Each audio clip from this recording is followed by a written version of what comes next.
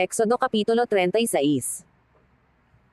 At si Bezalel at si Aholiab ay gagawa, at lahat ng matalino na pinagkalooban ng Panginoon ng karunungan at pagkakilala na maalaman kung paanong paggawa ng lahat ng gawa sa paglilingkod sa santuaryo, ayon sa lahat ng iniutos ng Panginoon.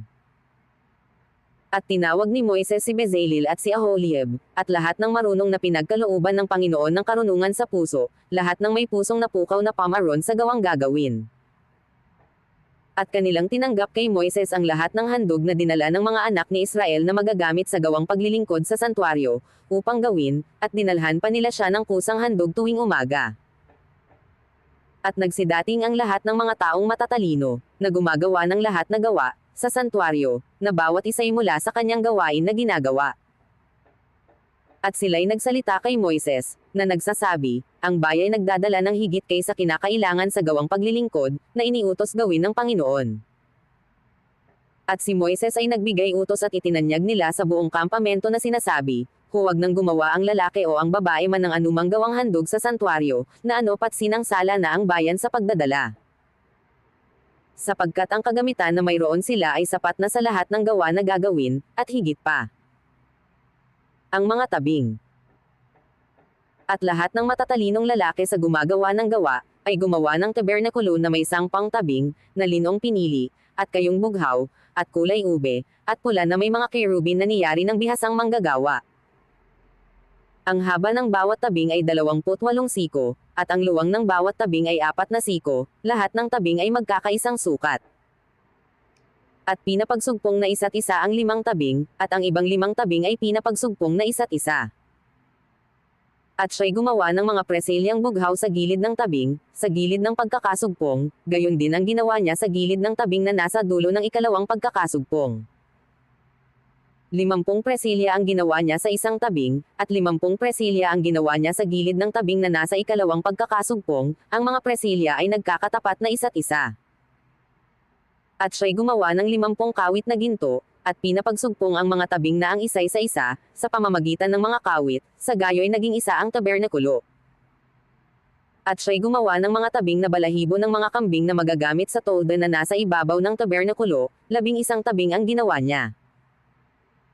Ang haba ng bawat tabing ay 3 siko, at 4 na siko ang luwang ng bawat tabing, ang 11 tabing ay magkakaisa ng sukat.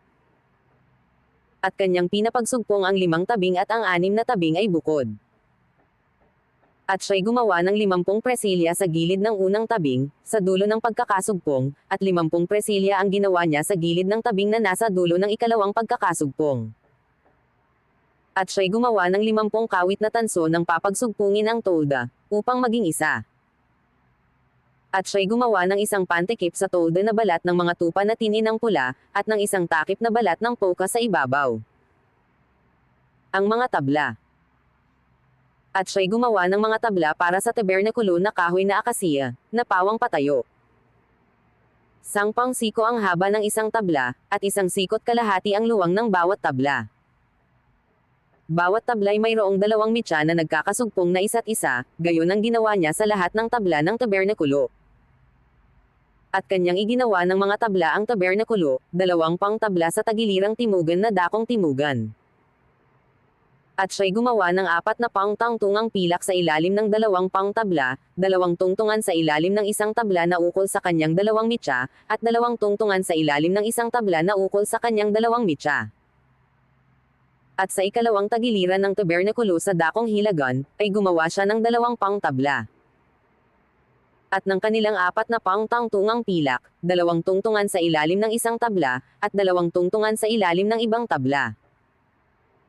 At sa dakong hulihan ng tabernakulo, sa kalunuran ay gumawa siya ng 6 na tabla.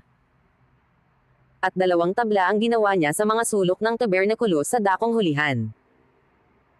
Na mga nasugpong sa tablang nauukol sa dakong ibaba at nauugnay na mainam hanggang sa itaas, sa isang argolya, gayon ginawa niya sa 2 yaon sa 2 sulok. At mayroong 8 tabla, at ang mga tungtungang pilak, ay 16 na tungtungan, sa ilalim ng bawat tabla ay 2 tungtungan. At siya'y gumawa ng mga barikilan na kahoy na akasiya, 5 sa mga tabla ng isang tagiliran ng tabernakulo.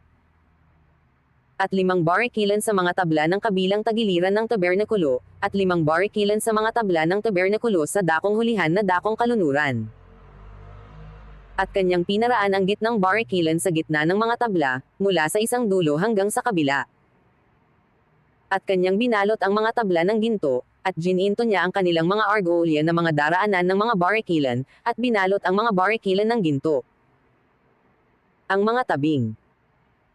At kanyang ginawa ang lambong na kayong bughaw, at kulay ube, at pula, at linong pinili na may mga kerubin na gawa ng bihasang manggagawa.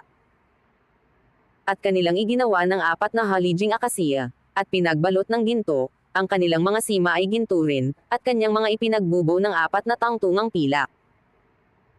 At kanyang iginawa ng tabing ang pintuan ng tolda, na kayong bughaw, at kulay ube, at pula, linong pinili, na yari ng mangbuburda. At iginawa niya ng 5 haligi sangpo ng kanilang mga sima, at kanyang binalot ang mga kapaitel at ang kanilang mga pilot ng ginto, at ang kanilang 5 tungtungan ay tanso.